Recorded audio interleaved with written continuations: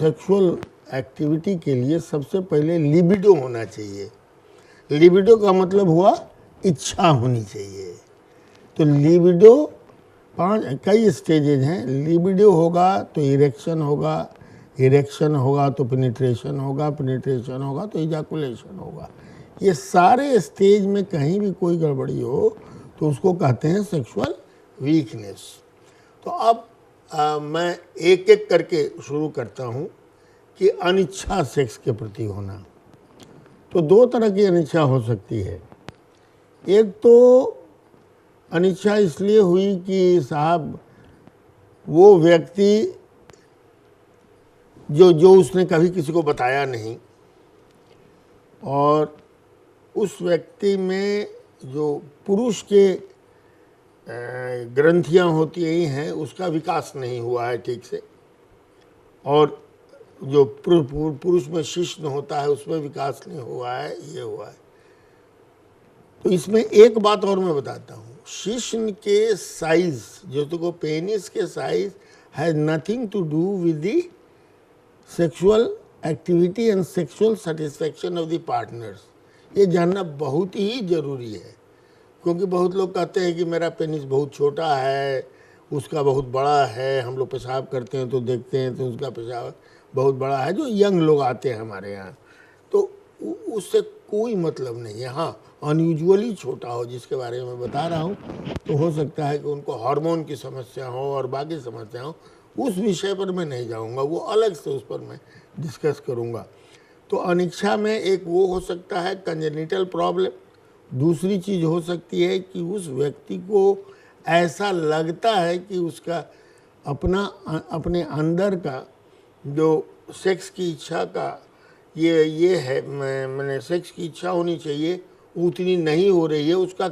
उसके कई कारण हैं। एक कारण तो बड़ा इंटरेस्टिंग है। लोग समझते हैं बहुत यंग एज में, जो यंग बच्चे हैं, वो समझते हैं कि मास्टरबेशन बहुत किया था हमने स्कूल में और कॉलेज में, उससे हमको लगता है कि अब एकदम सेक्स के प्रति ख़त्म हो गया है, मैं बड़ा ही कमज़ोर हो गया हूँ। और जो समाज में बैठता है वहाँ भी जो है लोग इस तरह की बात करते हैं यंग एज में, और उसको एक तो करेली या दूजे नीम चढ़ी।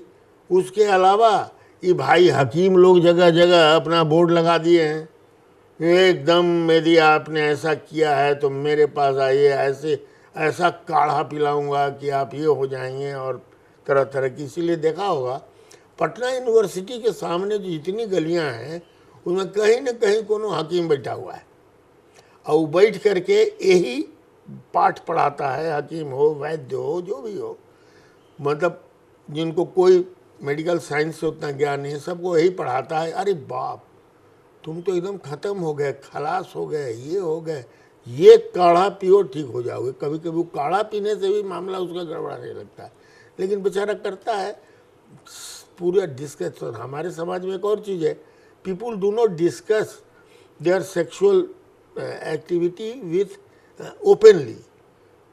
जिससे बात भी करेगा तो उसी टाइप का आदमी रहेगा। तो ये बहुत बड़ी समस्या है यंग एज में सेक्स के प्रति अनिच्छा की। और मैं हमेशा इन बच्चों को समझाता हूँ जो मेरे पास आते हैं, और उसमें जब बोलते हैं कि सर हमने बहुत मास्टरबेशन किया, हस्त मैथुन किया यंग एज में, हमको अब सेक्स के प्रति इच्छा, मैं समझाता हूँ तो क्या दिक्कत हुई। अरे भाई, कोई चीज़, तुम मर्द हो, कोई चीज़ यदि बनती है टेस्टिस में, प्रोस्टेट में, सेमिनल वेजिकल, यही तीनों मिल करके सेमिनल फ्लूइड बनाता है, तो उसका काम है बनाना है। यदि तुम स्वस्थ हो तो वो हमेशा स्राव बनता रहेगा। अब तुम्हारी शादी तो हुई नहीं है, तुम्हारे पास कोई गर्लफ्रेंड तो है नहीं, तो स्राव निकलेगा कैसे? तो या तो तुम लोग सिनेमा उनेमा देखते रहते हो, वो वीडियो पर ही करते हो, तो तुम्हारा ऐसे ही इजाकुलेशन हो जाता है, और नहीं तो मास्टरबेशन करके निकालते हो। तो कौन गड़बड़ है? यदि आंसू बनता है आँख में तो आंसू निकलेगा ना जी। नाक में नेटा यदि बनता है तो नेटवा निकलेगा ना। यदि सलाइवा बनता है तो सलाइवा निकलेगा ना। तो वही प्रक्रिया इसमें भी है। उसके लिए चिंता करने की अब एकदम ही आवश्यकता बच्चों को मैंने यंग लोगों को नहीं होनी चाहिए। कभी कभी मैं मजाक में करता हूँ तो अच्छा ठीक है, थोड़ा सीमेंट निकलता है तुम मास्टरबेशन से निकाल देते हो, ये काम करें हैं, तुम्हारा दोनों को उड़िया काट देते हैं, अब महीना शुरू करा दे तुम्हारा। तो कहेगी ना वो तो औरत के होता है। तो जैसे औरत बर्दाश्त करती है हर महीने उसको एक बार मासिक धर्म होता है, उसी तरह से तुम्हारा भी ये फिजियोलॉजिकल फेनोमिनन है। इसके लिए टेंशन कौन सी लेते हो जी। बहुत सा तो इसी में मान जाता है, कहता है जी अच्छा आएगा तो थोड़ा एंटी डिप्रेशन दे देते हैं, वो मस्त हो जाता है।